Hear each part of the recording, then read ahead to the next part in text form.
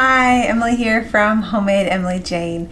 And if you have ever struggled with picking out fabrics for a quilt or picking out what colors you want to use on a quilt, then this video is for you. One really helpful tool that I like to use when planning a quilt is creating a mock-up or a design of the quilt using the fabrics that I think I'm going to use so that I can kind of audition those fabrics and colors and see if I really like them. It's also just generally really fun and a fun way to explore some creativity without actually making the entire quilt. There are quite a few different methods and techniques you can use to create mock-ups or color in your quilts, and I'll walk you through a few of my personal favorites today, starting with the least tech savvy all the way through the most tech savvy side of things as well. And I'll even share some of my secrets behind the software programs that I use as a quilt pattern designer. So let's go ahead and dive in. I'll break it up into two main categories for you. The first one would be physical coloring sheets, and the second option would be digital mock-ups. So using a physical coloring sheet, we'll talk about first. I actually offer free PDFs for all my quilt patterns for coloring sheets. So you can print out a coloring sheet just like one of these at your home printer, and then you can use crayons or colored pencils of your choosing to color in your quilt.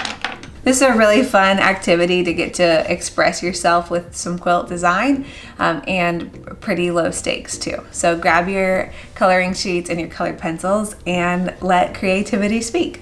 If you want to find the free PDFs, they're on my website, homemadeemilyjane.com/coloring-pages, and I'll put a link to that in the description below as well as right here for you.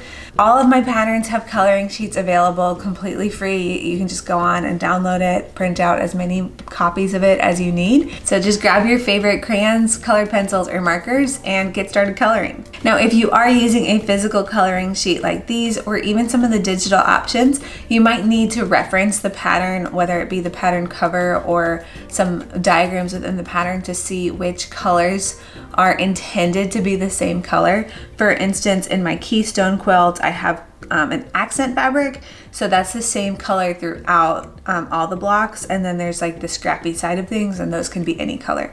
So referencing the pattern can be helpful to know which shapes are supposed to be the same color if you want to follow it directly, and then also seeing how many other colors you might be using. So it is helpful to have the pattern, but as far as expressing creativity, these are just guidelines. So you can go about it however you want, making it as scrappy or non-scrappy as you would want. One particular downside of using colored pencils or crayons and physical coloring sheets is that the colors that you have will likely not match exactly to fabrics that you would be choosing. So it'll give you a basic idea to follow along, but it really won't be exact. If you're wanting to audition specific fabrics, especially prints or specific solids, then this is where digital mock-ups can really come into play and be super useful. Technology gives us so many options for different software to use for a digital mock-up. I'll start by sharing one of my personal favorites. This is super easy to use. It's called the ReColor App, and I have it on my smartphone. I believe it's available for iPhone and Android, and there's a free version available, which I highly recommend. That's the one I use. It just shows you an ad, and then you can use it for free. So what I do for using the ReColor app, I first start off by going to my website and downloading the free coloring pages, and instead of printing them off, I'll download them on my phone, and then I'll take a screenshot of the specific size of the coloring page that I'm looking for. So you'll see in a lot of my coloring pages, I have a different page for each size of the quilt. So if it's a baby size, lap size, throw size, a bed size, find the size that you want to make, take a screenshot of that picture, and then crop it so that there's not a ton of margin on the sides, but maybe just a little bit. And then you can upload that picture into the ReColor app. From the ReColor app, you can then choose which colors you want to use. Lots of versatility, lots of different options of solid colors that you can use, and then just tap the shapes and play around with it. It's really fun. It's pretty easy to get the hang of it.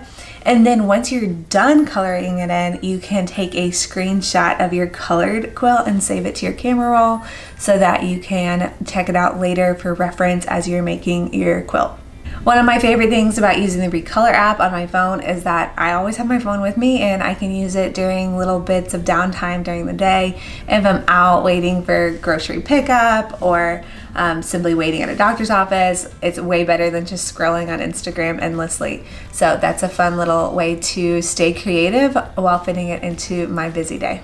The downside of the ReColor app is that it is just solid colors. So if you're wanting to use prints, that's where things get a little bit more complicated on the software side, but lots more options as well. So as we move through this, we're getting progressively more technical. So if you want to use prints, there are actually quite a few different options out there for quilt-specific software that allow you to audition different fabrics for your quilt design. If you're looking for a quilt-specific software program to audition some fabrics for, there are two industry-leading options that you might consider. The first one that I'll share with you is PreQuilt.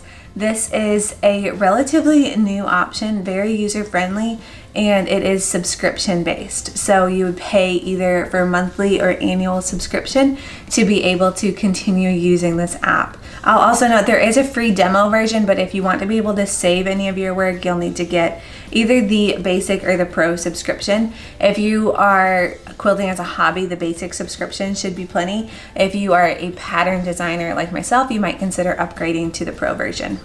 On the other hand, another software program to consider is EQ8. They've been around for many years within the quilting industry, and this is a software program that you download onto your computer that once you pay for it one time, it's yours to keep forever.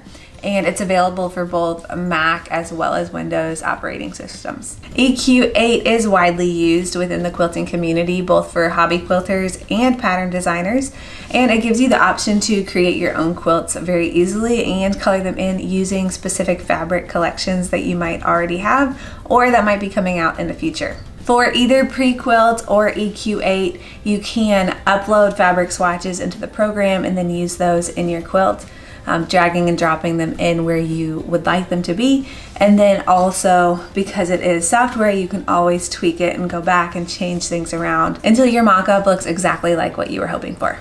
Now, both of these software programs do require a little bit more effort on the front end trying to learn how to use them, but once you learn it and get the hang of it, it's totally worth it and gives you the opportunity to audition all different fabrics, including prints or new collections, into your quilts and quilt designs. So I highly recommend it. If you are interested in EQ8, I actually do have an affiliate link that you can use to purchase it. I'll go ahead and put that link in the description below. If you purchase through that link, it just helps support me and I really appreciate it. Finally, I'll share with you the kind of the most technical option for designing quilts. This is what I personally have used as a quilt pattern designer just because of the extreme versatility is I actually use graphic design software. So these are not industry specific programs, but they work for my purposes. And if you're already familiar with them, you might consider using them for quilting. If you're not already familiar with any sort of graphic design software program and you plan on just designing your quilts for a hobby and not a business, I recommend going with one of the other options that I've mentioned before. But if you want to dive into graphic design software, there are a few really great options out there on the market. The most common that you'll hear is Adobe, the Adobe suite. Specifically, Illustrator is really popular for creating quilt mockups, creating the shapes, and then filling in those shapes with different photos of the fabrics that you're hoping to use. A similar option to Adobe is the Affinity suite. I use Affinity Designer, which is comparable to Adobe Illustrator. The benefit of Affinity Designer or any of the Affinity products is that instead of a subscription that I pay for monthly, I pay for it one time and then it's mine to use for as long as I need to. So that's my personal preference and what I use as a business owner. The Affinity suite has 3 programs available: the Designer, Publisher, and Photo. So not only do I use it for creating quilt mock-ups, but I also use it to format my quilt patterns, draw diagrams, and then I'll use the photo app to edit pictures. So that comes in super handy. If you're a business owner like myself, I highly recommend checking it out. It can be really beneficial and helpful and make some pretty good quilt mock-ups too. I hope you'll consider using one of these methods to mock up your quilts, audition some fabrics, and decide which fabrics you're going to use on your next quilting project. If you have any questions, I would love to hear them and hopefully get you answers. Go ahead and drop them in the comments below. And share with me your favorite method for auditioning quilt fabrics currently, or if you've never done it before. I'd love to hear your experience. I hope you found this little tutorial helpful. If you did, make sure to give it a thumbs up below and make sure you subscribe to my YouTube channel here and check out homadeemilyjane.com for lots more quilting tips, tricks, and inspiration. Happy sewing!